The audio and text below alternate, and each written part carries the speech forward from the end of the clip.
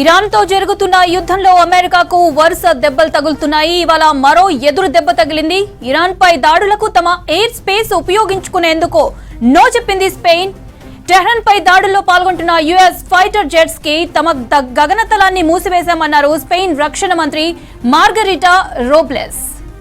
Moron air base లో B-52 B-1 బాంబర్లను మోహరించాలని America ప్రతిపాదనను తిరస్కరించినట్లు చెప్పారు. పశ్చిమాసియాలో ఏకపక్షంగా జరుగుతున్న యుద్ధానికి తాము మద్దతు ఇవ్వలేమని చెప్పింది స్పెయిన్. ఇప్పటికే ఇరాన్ ఏకధాటిగా చేస్తున్న దాడులతో అమెరికా సైనిక క్యాంపులపై గల్ఫ్ దేశాలు పునరాలోచనలో పడ్డాయి.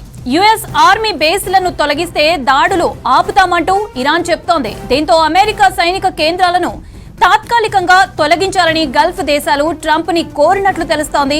అటు నాటో దేశాలు సైతం ఇరాన్ పై దాడులకు అమెరికాకు సహకరించడం లేదు. మరోవైపు హార్ముజ్ మూతపడడంతో ట్రంప్ విధానాలపై ప్రపంచ దేశాలు ఆగ్రహంగా ఉన్నాయి.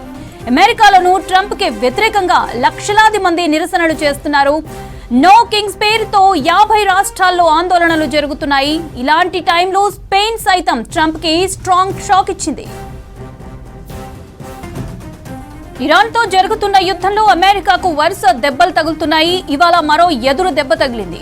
ఇరాన్ పై దాడులకు తమ ఎయిర్ స్పేస్ ఉపయోగించుకునేందుకు నో చెప్పింది స్పెయిన్.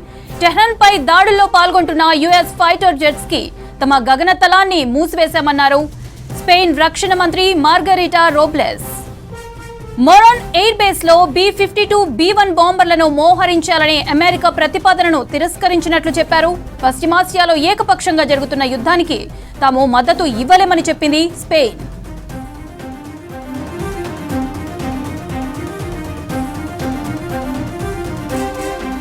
ఇప్పటికే ఇరాన్ ఏకధాటిగా చేస్తున్న దాడులతో అమెరికా సైనిక క్యాంపులపై గల్ఫ్ దేశాలు పునరాలోచనలో పడ్డాయి.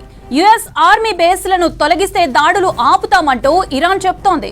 దీంతో అమెరికా సైనిక కేంద్రాలను తాత్కాలికంగా తొలగించాలని గల్ఫ్ దేశాలు ట్రంప్ ని కోరినట్లు తెలుస్తోంది. అటు నాటో దేశాలు సైతం ఇరాన్ పై దాడులకు అమెరికాకు సహకరించడం లేదు. మరోవైపు హార్ముజ్ మూతపడడంతో ట్రంప్ విధానాలపై ప్రపంచ దేశాలు ఆగ్రహంగా ఉన్నాయి. అమెరికాలోనూ ట్రంప్ కి వ్యతిరేకంగా లక్షలాది మంది నిరసనలు చేస్తున్నారు. నో కింగ్స్ పేరుతో 50 రాష్ట్రాల్లో ఆందోళనలు జరుగుతున్నాయి. ఇలాంటి టైంలో స్పెయిన్ సైతం ట్రంప్ కి స్ట్రాంగ్ షాక్ ఇచ్చింది.